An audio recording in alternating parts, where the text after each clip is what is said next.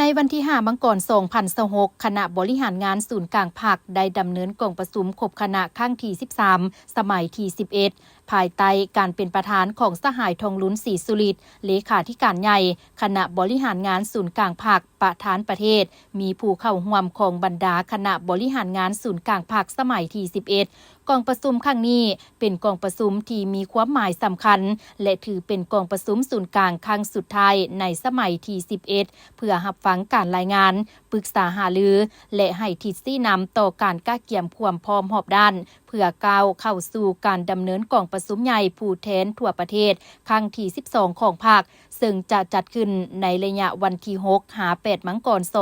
2026 ที่หอประชุมแห่งชาติในกองประชุมคณะบริหารงานศูนย์กลางภาคได้พร้อมกันตีราคาว่าผ่านการห่างหากก้าวเกี่ยมเวียกงานต่างๆที่อนุกรรมการเกี่ยวข้องได้ดำเนินการมาอย่างเป็นระบบและเป็นขบวนกว้างขวางอย่างต่อเนื่องมาฮอดเวลานี้ถือได้ว่า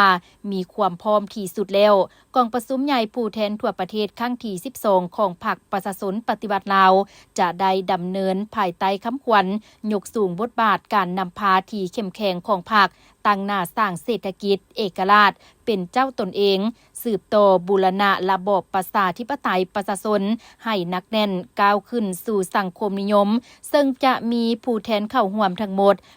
834 สหายที่เป็นตัวแทนให้แก่สมาชิกพรรคทั่วประเทศจำนวน 421,865 สหายถือเป็นกองประชุมที่มีความหมายสำคัญประวัติศาสตร์เป็นบาทเลี้ยวสำคัญในการสืบต่อยุ่แหงการพันขยายแนวทางเปลี่ยนแปลงใหม่รอบด้านมีหลักการของพรรคสู่หลวงเลิกสร้างการหันเปลี่ยนที่แข็งแรงเลือกซึ่งรอบด้านในการนำพาของพรรคประชาชนปฏิวัติลาวและเป็นบ้านสรุปถอดถอนบทเรียนจากพฤติกรรมตัวจริงและเป็นขีดหมายทางการเมืองแนใส่ยกสูงบทบาทการนำพาที่เข้มแข็งของพรรคเพื่อบูรณะระบอบประชาธิปไตยประชาชนก้าวขึ้นสู่สังคมนิยมโอกาสนี้สหายทองลุ้นศรีสุริตได้แสดงความย่องยอสมเสยและตีราคาสูงต่อการก้าวเกี่ยมอย่างเป็นระบบครบสุดในระยะผ่านมา